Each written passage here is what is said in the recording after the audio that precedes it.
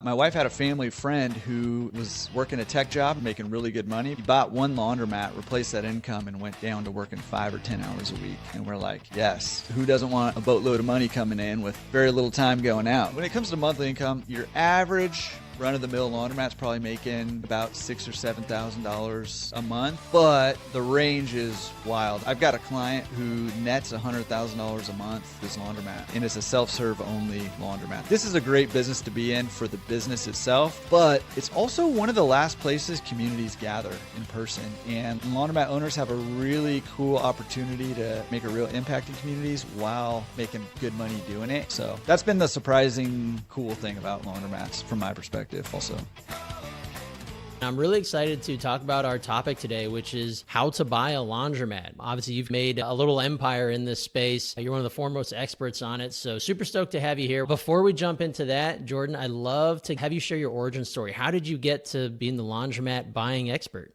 Hey, listen, like most people, I grew up dreaming about owning a laundromat, and no, I'm just kidding. Nobody does that, and it's really weird. I was telling you right before we hit record that it feels weird being a laundromat guy and talking laundromats, but here I am, and here's how it came to be. I was a youth pastor and a pastor for 15 years, and when it came time to merge out of that as my full-time job, I was trying to figure out what to do with my life. I had young kids. I know you got some young kids too, and having a job where I was doing some travel. My schedule was all off. I was working weekends and evenings and just looking for a little bit of stability for the family. I was trying to figure out what to do. I had a little bit of an identity crisis because I was like, I don't know where to go from here. And my idea, which is kind of funny actually, my idea was we owned our house in Southern California at the time. Like I said, 2 young kids. I was like, why don't we rent out our house here and go buy a condo on the beach in Hawaii and sell jewelry or whatever. Who cares? We'll be on the beach in Hawaii, right? Whatever. Right. And my wife said we could do that or we could buy a laundromat. And we ended up buying a laundromat, not a house in Hawaii, even though that's where I'm at now. And the reason for that was because my wife had a family friend who was working a tech job in the San Francisco Bay Area, and he was making really good money, but he was working 70, 80 hours a week doing it. He bought one laundromat, replaced that income, and went down to working 5 or 10 hours a week. And we're like, yes, this sounds awesome. Who doesn't want a boatload of money coming in with very little time going out? That's the dream. Right. That's why people are listening to this podcast, right? So we're like, hey, we love that idea. Let's do that instead of moving to Hawaii. So we went and bought a laundromat. We bought what we call a zombie mat in the industry. It's a fixer-upper laundromat, and fixed it up and waited for the cash to roll in. And lo and behold, the field of dreams, if you build it, they will come model did not work for us. And we ended up making a whole bunch of mistakes, losing a whole lot of money early on. And I shouldn't say losing money, paying for an education early on there, and ended up, working my way out of that over time. But it was painful. It was a huge struggle. It was a lot of pain. I found out that other people in the industry had gone through similar things, right? There's some unique obstacles to buying a laundromat. Like, it's a cash business. So how do you know how much money it's making? It's really easy to hide expenses. The business is a mom and pop industry. So there's just a lot of unknowns that we didn't know. And so made a lot of mistakes. And once we finally kind of worked our way out of that, started to see the original vision of, hey, you know what? If you do it right, this business can be a really powerful business to be in. And I've said, and I believe this, that 99% of Americans could replace their 9-to-5 income with 1 or 2 laundromats. And so, if you're looking for financial freedom, if you're looking for cash flow, if you're looking to leave your 9-to-5, obviously, like, you're talking about cash flow here, and it's really hard to beat a laundromat when it comes to cash flow. So that was sort of like and then bought and sold laundromats since then. And, I've brokered deals. I've done over 1,500 consulting calls now. Like, I'm kind of steeped in the industry, which is just weird. I never expected that. And it's laundromat. It feels so random, but here I am. Awesome. So let's talk about kind of the numbers. You mentioned how, with 1 or 2 laundromats, 99% of Americans could replace their current income. Tell me about your portfolio. How many laundromats do you guys own? I know you buy and sell too, so maybe that's a fluid number, but also kind of let's start with that high level overview of What are the earning potentials of laundromats? I know they can vary, but kind of give us approximations. Yeah. So, when it comes to monthly income, like your average run of the mill laundromat's probably making netting about six or $7,000 a month. But the range is wild. I mean, you go from me when I first started being the world's worst laundromat owner and losing money to I've got a client who nets $100,000 a month with this laundromat. And it's a self-serve only laundromat. That's not adding drop off laundry or pick up and delivery. So these things can do, pretty good money, but your average like sort of base hit deal, you're looking at $6,000 or $7,000 a month. Kind of an average, laundromat is, maybe $400,000 to $600,000, although you can get them for cheaper and you can get them for a lot more. So that's kind of what you're looking at there. What's interesting about it and the way that I kind of like to think of it is to back into things. I like to, when I talk with clients, I say, okay, what's your goal? What's your, do you have a cash flow goal? Do you have an amount of money you need to make to leave your job? Because then we can sort of back into, okay, here's how much you're probably going to need to invest in a laundromat. And depending on your loan terms, here's how much you need liquid in order to do that. But what's beautiful about this business is that it's a cash flow centered business and the valuation is based on the cash flow, which means you kind of know what you're getting as long as you get that cash flow number right. Got it. Okay. So I wanted to lay the groundwork for the overarching question, and the theme of our episode today is how to buy a laundromat. So I guess let's start at square one. You've decided it's time to buy a laundromat. What's the first thing you do? Yeah, great question. Okay, so first things first is you got to learn a little bit about the business. There's lots of resources out there now. Ours is one, obviously, but there's lots of YouTube videos and podcasts and TikToks and stuff. So, just get familiar with the business, maybe go visit a couple, that kind of thing. Do your preliminary education. My one word of caution on that is that it's really easy to get into a doom cycle when it comes to education, listening to podcasts, watching YouTube videos, and you stay in that research mode. You get your dopamine from that, and you never actually make any progress in your life, right? You never accomplish any of your goals. You gotta, get a base level of knowledge. There's so much stuff you're never going to know until you actually get into it anyway. So get a base level, and then you start looking. You start looking for a laundromat. Now, right now, finding a laundromat deal is trickier than it's ever been. And the reason for that is a couple fold. Number one, there are a lot of, maybe you've seen them, or if you're listening out there, maybe you've seen them. There's a lot of like people collecting quarters. People love those quarter collecting videos about laundromats. There's people with stacks of cash in their hand that they're getting from their change machines and stuff like that, right? So the profile of laundromats has been raised over the last couple of years. We've got Cody Sanchez talking about boring businesses, right? So there's a lot of people who never thought about laundromats who are interested now, which is a good thing, because what that means is our industry has this reputation of, I don't know, when you think of a laundromat, most people think of like dark, dingy, dirty, homeless people sleeping, right? It's like, who wants to go clean their clothes at a place like that, right? But that's been the reputation of the industry. So it's helping to elevate sort of our industry there, but finding that deal can be tricky. So we've got a couple of things that we do with clients and that we encourage our clients to do, or you to do. You can do this on your own too. A couple of things. Number one, obviously you can look around online. There's lots of websites that have listings online, and you can find deals there, and you can turn some of those into deals. But the reality of it is that a lot of these transactions are happening before they hit the online space. So what we encourage you to do is when you're looking online, take note of who the broker is and start reaching out to the brokers directly about the deals you find online, but also about any other deals they might have that fit your criteria. And then we also encourage you to do direct mail, actually send letters to laundromats and say, hey, my name's Jordan. I'm looking to buy a laundromat in the area. I've been doing research. I'm curious if you're interested in selling. And if not, no worries.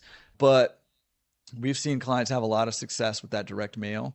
Obviously, you can do cold calling if you can get a hold of them. Obviously, you can go, speaking real estate terms, you can go door knocking. You can actually go to the laundromats. But one of the reasons most people get in the business, because you don't have to be at the business all the time, right? And so it can be hard to pin down an owner there. So that's why we like the direct mail and calling brokers on a regular kind of cadence there. So that's finding the laundromat. Those are the best ways to do it. I'll pause there in case you have any questions.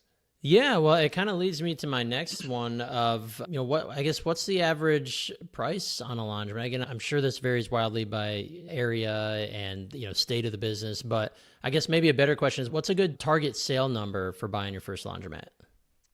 Yeah, so there's sort of, I'll put them in 3 phases, right? So like phase 1 was what I would call like my fixer-upper laundromats. That would be like around $250,000 or less, give or take, would be sort of what I'd ballpark as a fixer-upper laundromat. And as just a rule of thumb, laundromats that are priced at $150,000 or less, generally speaking, they're either, making very little money, or they're just not making any money at all.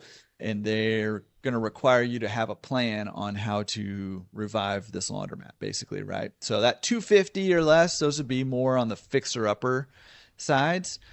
Once you get over the 250 to, maybe 650 or $700,000 mark, those are sort of those sweet spot laundromats where they've already got stable cash flow. The systems are mostly in place.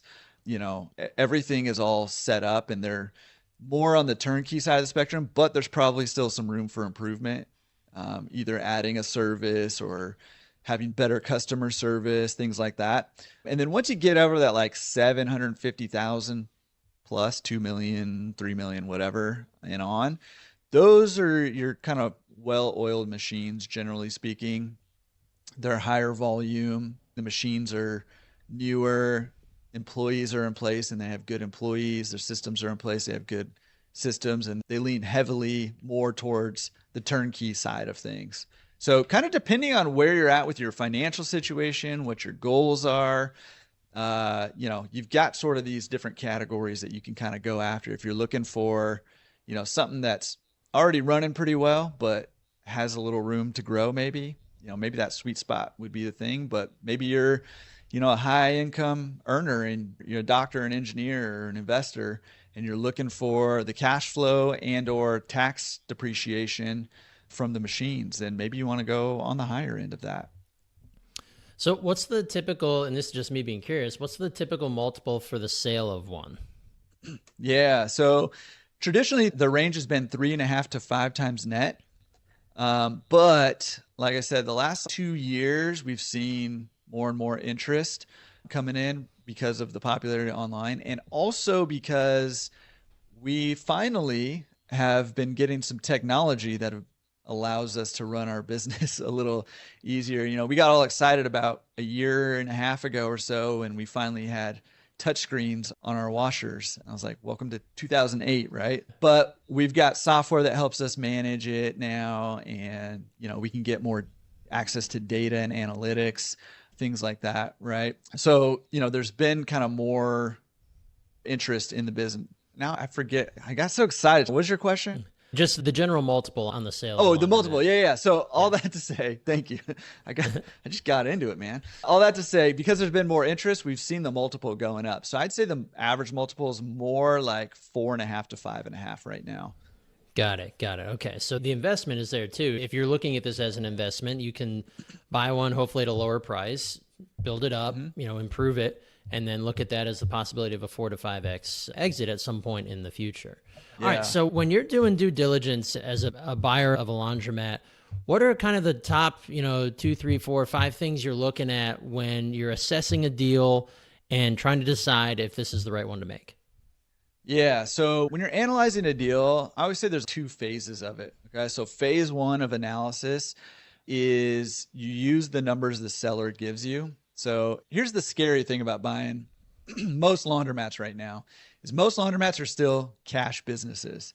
So when you get numbers from a seller, a lot of times there's going to be a whole lot of zeros on that page, right? It's like it makes $15,000 a month. Expenses are $9,000 a month. The net's $6,000 a month, right? So that's a little scary, especially with the cash business. That could be hard to verify. those numbers, but I'll tell you how we remedy that in a second. So when we do this first analysis, there's 4 numbers we need. Okay. So number 1, we need the net income. That's the cornerstone of the value of your laundromat business. You're going to apply the multiple to that net income, right? So then the question then is, well, how do we know what the multiple is? There's a range of somewhere between 3 and 5.5. How do we know where on the spectrum a particular laundromat lies, right? So that's where the other 3 numbers comes in. So the first one is the age and condition of the machines. So obviously newer equipment is more valuable, which puts upward pressure on the multiple. Older equipment, less valuable, downward pressure on the multiple. The second number that determines the multiple and the third are both related to the lease, the rent amount. And, the question then is like, how do we know if a rent amount is a good amount or not? Our target of what we're aiming for is 25% of the gross or less. As soon as you start creeping up over 25% for your rent amount, the multiple starts dropping there. And then the third number is the number of years remaining on the lease. So for a laundromat, a long lease is better. Like if we're doing a brand new lease, what we're looking for is like a 10-year lease with 2 5-year options to renew or 3 5-year options to renew. So we have 20 to 25 years. And the reason for that is, if a landlord decides not to renew the lease, or if a landlord says, hey, we're going to double your rent, when we renew your lease, now you're in trouble because you can't just pick up and move a laundromat to a different location. You've got a lot of plumbing, electrical, gas lines, vents for your dryers. The equipment's heavy, expensive to move, right? All that stuff. So that gives us business security when we have the long-term lease. So the shorter it is, the lower the multiple goes. So that's how we do our first analysis, but I'll pause. Well, it's going to lead me to a left turn. Is laundromat ownership, is there a real estate play here? Are there opportunities to own the real estate that, the actual building or the land and the building that it's on? Yeah, absolutely. Absolutely. And in fact, if you can get those deals, a lot of times they can be, I call them like a wealth accelerator, right? Because I think when I think of real estate, so I own real estate, I own, commercial, residential, short-term rentals, long-term rentals, and laundromats, obviously. And I love real estate because of the appreciation and debt pay down I can get, and because of the tax benefits and cash flow a little bit. I was sort of on the bigger pockets bandwagon for a long time, like financial freedom through real estate. And I started doing the math on like how many units I'd have to own to get there. And I was like, man, and just for context, if you're doing just like a base hit residential rental property, you're probably looking at maybe an 8 to 10% cash on cash return for your money. If you're buying a laundromat, a base hit deal, which is a 5x multiple, that's just like a base hit. It's not a home run. It's just a base hit average deal. That's a 20% return on your investment unleveraged.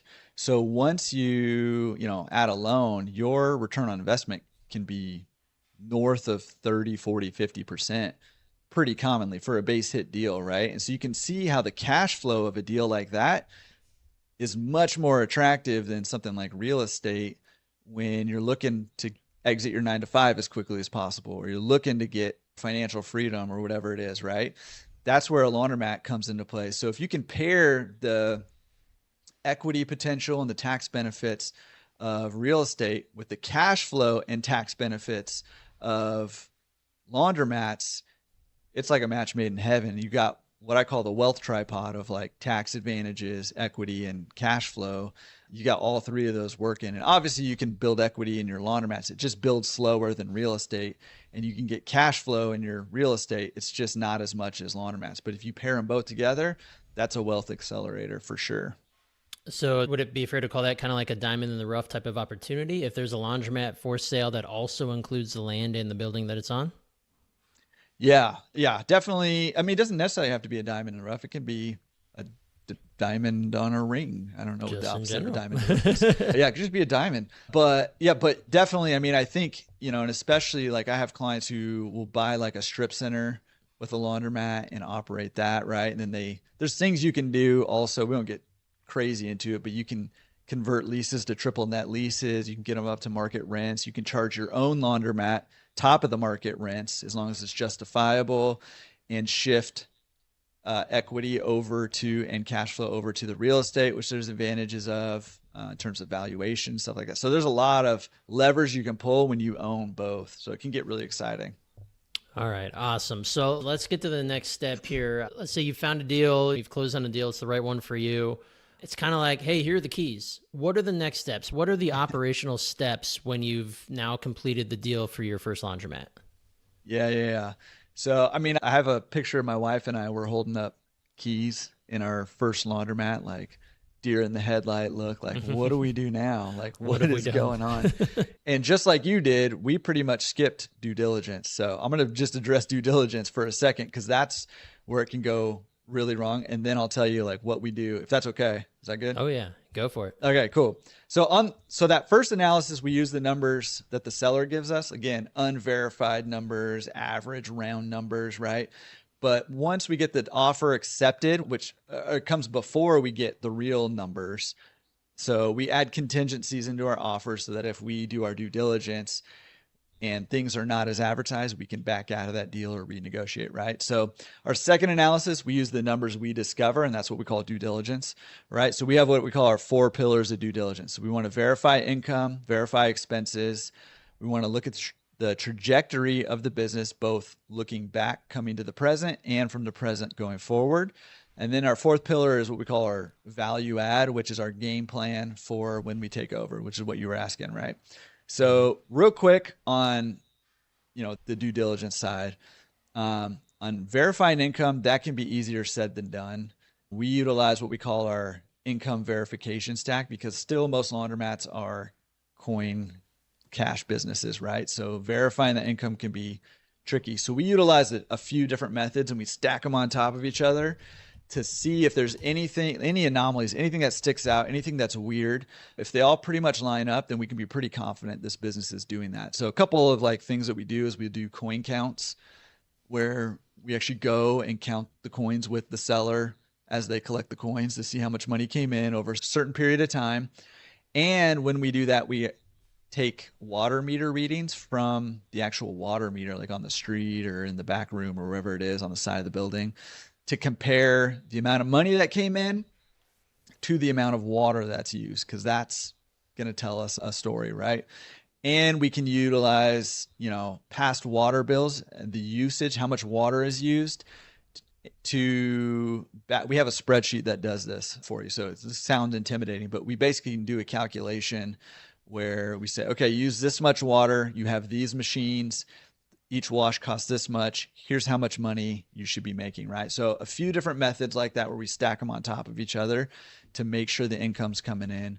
On the expense side, if you miss one $500 a month expense, which is very easy to do in a business, right? Because we're working at a 5 multiplier, that $500 a month is $6,000 a year times 5. That's $30,000 of equity that can vanish like that, right? You immediately lose that equity if you close on that deal without knowing that, right? That your net worth goes down by $30,000. Like it's not good, right? Not to mention you're also not getting $6,000 you thought you were getting a year, right? So, we have a checklist that we go through for that as well. The trajectory is just the performance of the business over time. That one's overlooked a lot, but what's the saying? You don't want to catch a falling knife, right? If business is dropping off a cliff, unless you have a solid plan, it's probably not a good option. So that brings us to pillar 4, which is basically what you're asking. What do we do now, right? Once we own this thing. And the short story is, it depends on your business and your business model. Most people think of a laundromat as a self-serve laundromat. The basics are the business, right? So that's keeping the store clean. That is keeping the machines working. If you've got a coin store, that's keeping quarters in the change machine and making sure that people can actually give you money for the service, right? That's smiling at people. And if you have employees, making sure they're smiling at people and friendly and welcoming, culture of your business, right? Like these are the basic things, making sure, The people who aren't supposed to be there aren't there, and the people who are supposed to be there feel welcome there, right? Keeping all the lights working, keeping it bright and safe. These are the basics. And if you just do that consistently, you're going to have a successful business. The bar is still very low. There's more, like I was mentioning, there's more and more like sophisticated business owners coming in, people who are passionate about this industry, people who catch the vision of laundromats coming into the business. And that's starting to change, but still the bar in most markets is very low. So if you just take care of business, you're going to be doing just fine. So I just said a whole lot of stuff. That was like a dump. So I'll pause in case you have any questions there.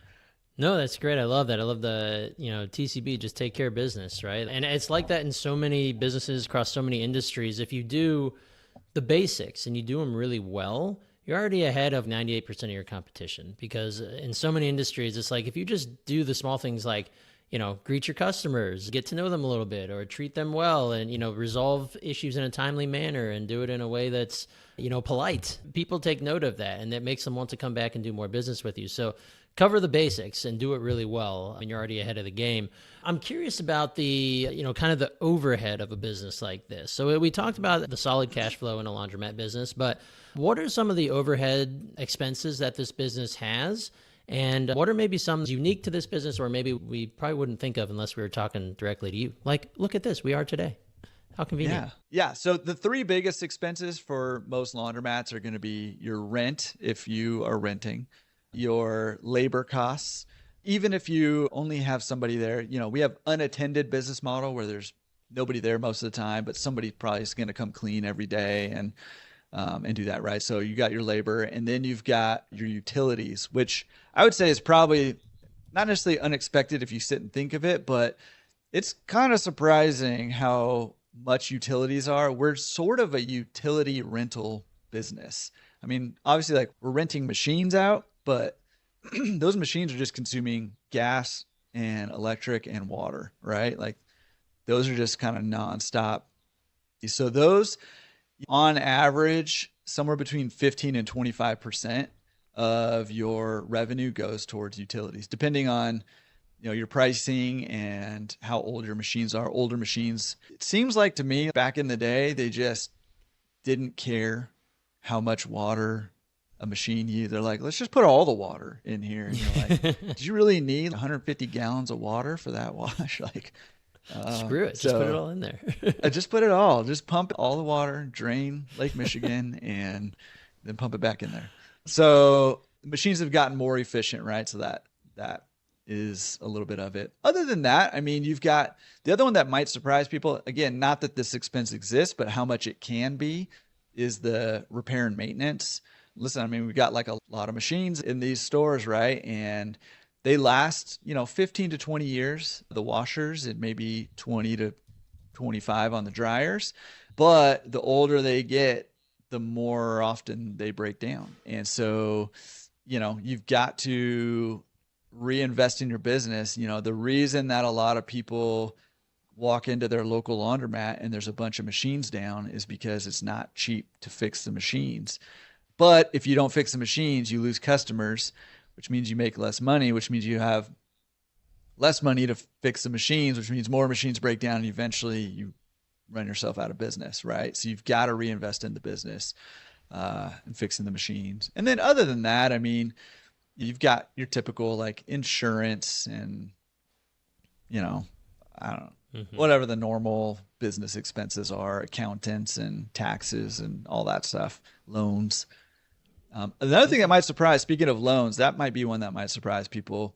Equipment costs can be very high. Financing terms can be very good, but if you're building out, just to kind of give you a ballpark, if you're building out a brand new, let's say it's a 3,500 square foot store, you might spend, $750,000 on the equipment and installation on a 3,500 square foot store with brand new equipment. So, and equipment costs, they were high. And then when we had that whole, remember when like we couldn't get anything into the country and, distribution was just shut down for a while, and then the price of everything went up. I think I and recall then everything, Yeah, and then everything like loosened up and some stuff kind of came back down. Well, the cost of machines did not come back down at all, Mm, and it just kind of kept going up. So yeah. you can pay, if you go buy a 80-pound machine, you're gonna pay between $20,000 and $25,000 a machine. So that cost can Wow. get pretty significant, which is a surprising expense. Yeah, yeah. Well, I mean, it makes sense. These things that they last 15, you said 15 to 25 years. There's a whole lot of loads of wash and drying that's going to be happening. So, Yep. you look at that, over that span, that's probably a decent price. Like it's definitely Yeah. not cheap in the short term, but given if you keep it maintained and you keep it in store, you get the max life out of it, obviously a worthy investment. And also, real quick sidebar, what's like the go-to brand of washer and dryer for these types of laundromats? Yeah. So I'd say there's like a top three. Probably the number one is like an Alliance brand, which the two main ones of Alliance is Speed Queen. That's the main one, I'd say.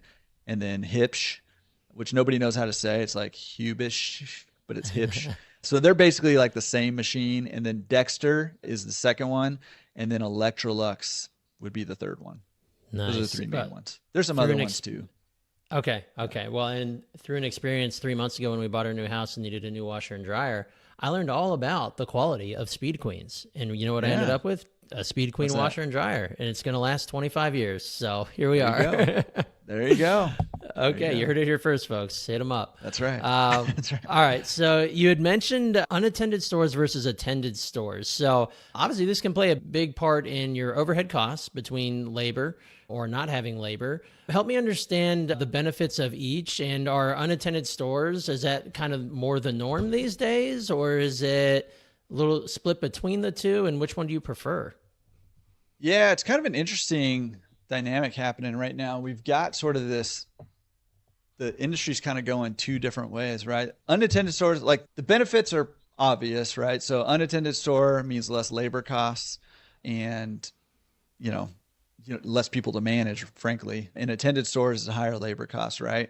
The downsides to an unattended store is depending on your neighborhood, you might get people coming through that, laundromats tend to attract like a transient community or a homeless or, community. People are looking for places to just hang out where they're not going to be bothered, right?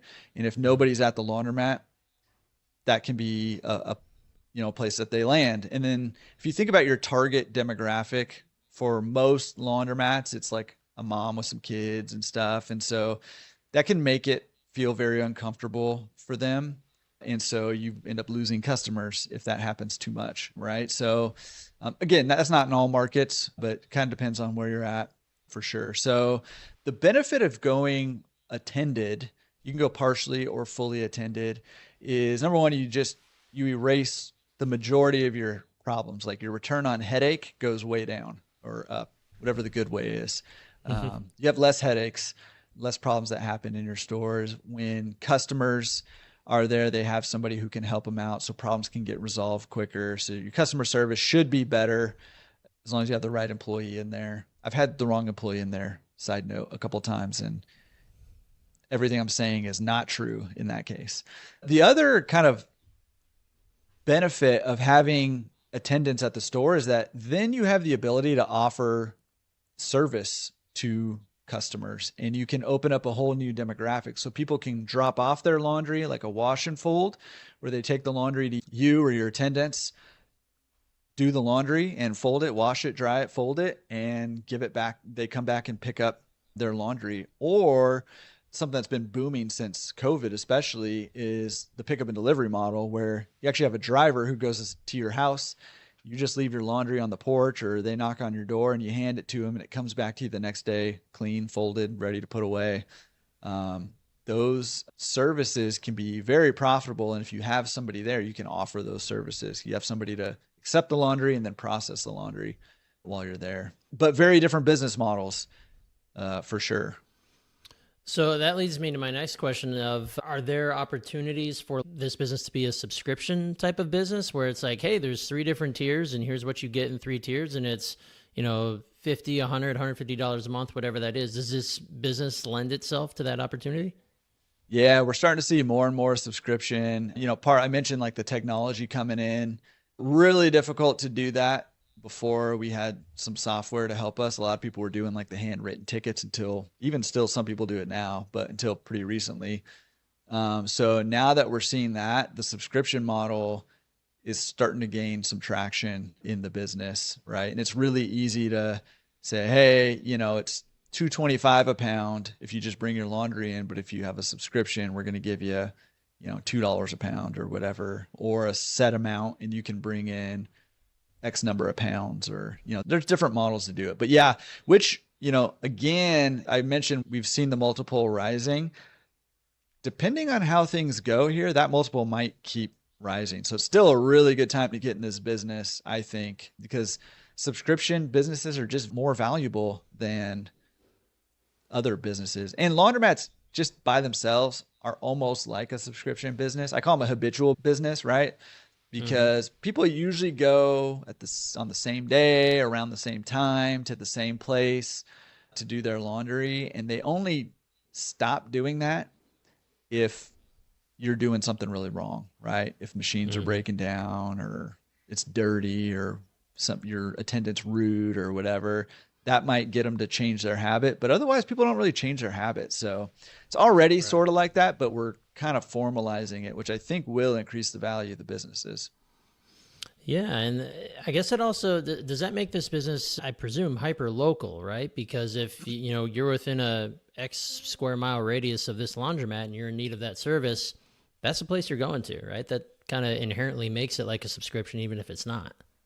Yeah. Yeah. And that's how it's been treated for a long time. That's why you see a lot of rundown laundromats, because owners are like, well, I don't have to put money back into it. People are going to come here anyways.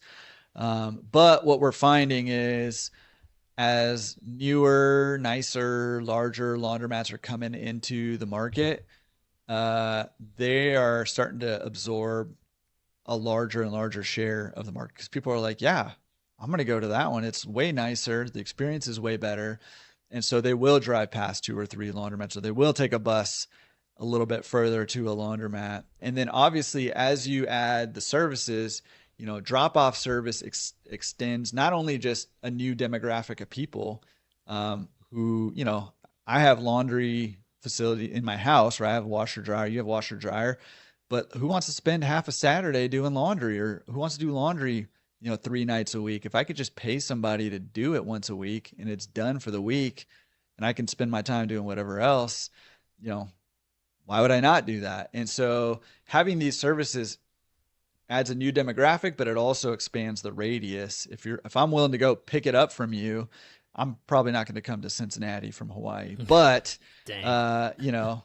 but somebody on the other side of Cincinnati, where you would never drive to that laundromat, would come to you and pick it up from you, right? So your radius expands as well. But they are hyper local, especially self-serve laundromats. But even the service side is definitely local business for sure.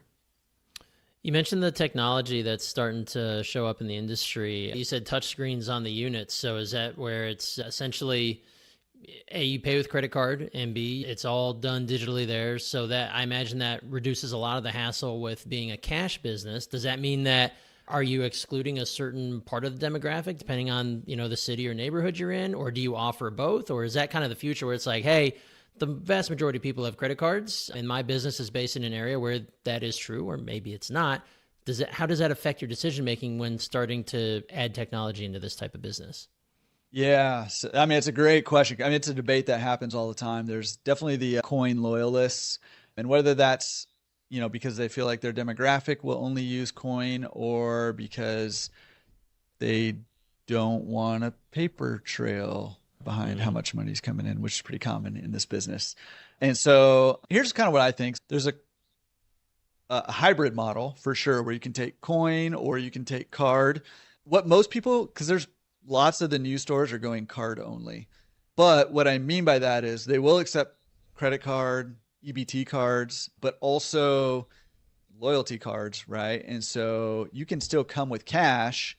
Maybe you're not, most people, they come with bills and then they put them in the changer and then they get coins and they go pay. So instead of doing that, they put their bills in and load it onto a card, and they still pay with card, but you can still pay with cash, right? So I think it doesn't exclude that demographic. There's an older generation thing where they're like, I just want to use coins. And that's, that's a real feeling and you want to like honor that. But at the same time, you got to make the best decision for your business, for your overall business. And I've also found that the people who are resistant to change like that tend to forgive a whole lot if you give them something free. So having a card, loyalty cards, being able to say, hey, do 10 washes, get one free, or put $20 on, get $2 free. Or, a lot of people, when they do like a grand reopening and they add like new machines and stuff, they'll say, hey, for the first week, we'll double whatever money you put on your card, we'll double it. And people get over the coin thing pretty fast if you give them something for free and you teach them how to use the technology. But there's different thoughts on that. I tend to lean more towards the card system. Even now, like Snap cards, they get a card, right? EBTs. So they're used to using cards. It's just a different kind of card. So, but there's different models and different people have different feelings about it for sure. So as we round this out here, I'm curious, and obviously this is a decision up to the person buying a laundromat, but is it easy enough to start building a portfolio of laundromats, or is there kind of a point of diminishing returns where it gets harder to own enough, or does it make sense to have all your laundromats be local to you, or can you start building like a regional or maybe a national network of laundromats? How does that work? Yeah, so we're starting to see, it's been really difficult to do that because of the coin thing. And like I said, this technology now that we have allows us to manage more stores. We can do them from further away. So, and we're definitely starting to see a consolidation in the industry where owners are owning more locations. It used to be mostly onesie, twosie owners, one store, two store, and it still probably is, but there's more that own 10, 20, 30 than probably ever before. So yeah, it's definitely possible to kind of build an empire here.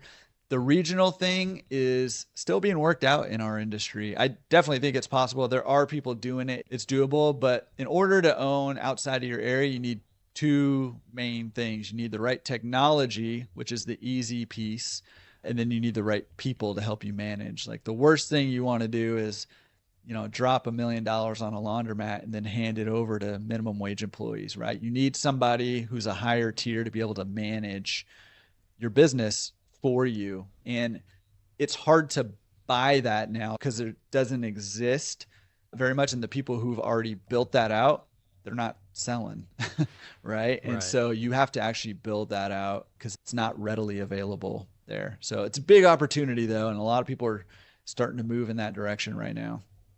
Is this an area that private equity is crashing or has not yet crashed or does not crash? Starting to, again, because the technology is getting there. We've seen some private equity come in to help with the technology in building out software and hardware payment systems, things like that. We've definitely seen that. And now we're starting to see, we just had it's called the Clean Show, which is our big trade show that happens every other year. We just had it this past August, and there were a lot of private equity representatives there. So it's definitely piquing interest. I think laundromats might start going the way of like car washes and self-storage here pretty soon. But the one big obstacle is it's difficult to acquire them right now. And so deploying large amounts of capital quickly is tough. Okay. So there's sharks in the water, but there's still a lot of obstacles that keep them at bay a little bit.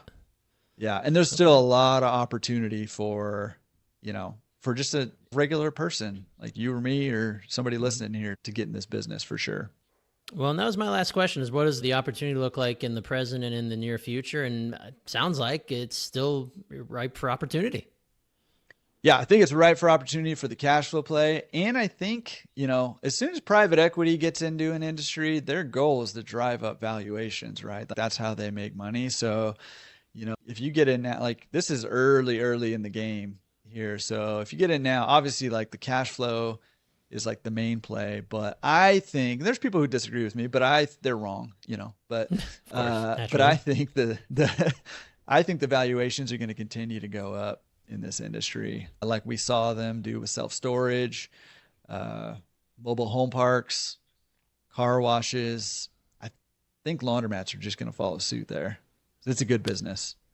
The one thing I Awesome. want to say real quick, this is a great business to be in for the business itself, but it's also one of the last places communities gather in person. And laundromat owners have a really cool opportunity to make a real difference in communities and make a real impact in communities while making good money doing it. And that I think is what really makes this business special. A lot of people want to get into it, including me, because they want to make money and not trade time for money kind of thing, which it offers that. But what I found along the way is that there's actually a lot of cool opportunities to make a difference, altruistically or, in the community also to help people. So that's been the surprising cool thing about laundromats from my perspective also.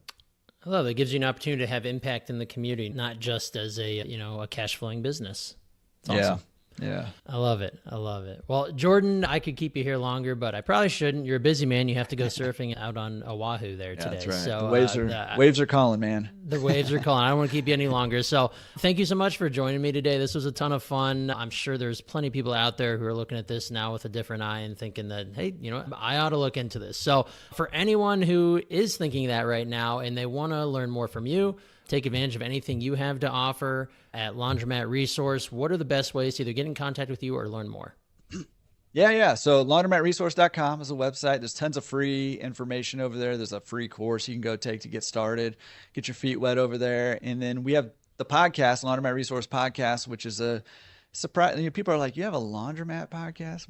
What? And it's a surprisingly popular podcast. And I do long form interviews with owners and industry professionals. And we got a little news segment on Fridays. And so, yeah, it's a good place to kind of get a feel for what it's like to own a laundromat and get some tips from just real people in the trenches over there. So, and then obviously we're on all the socials, Laundromat Resource.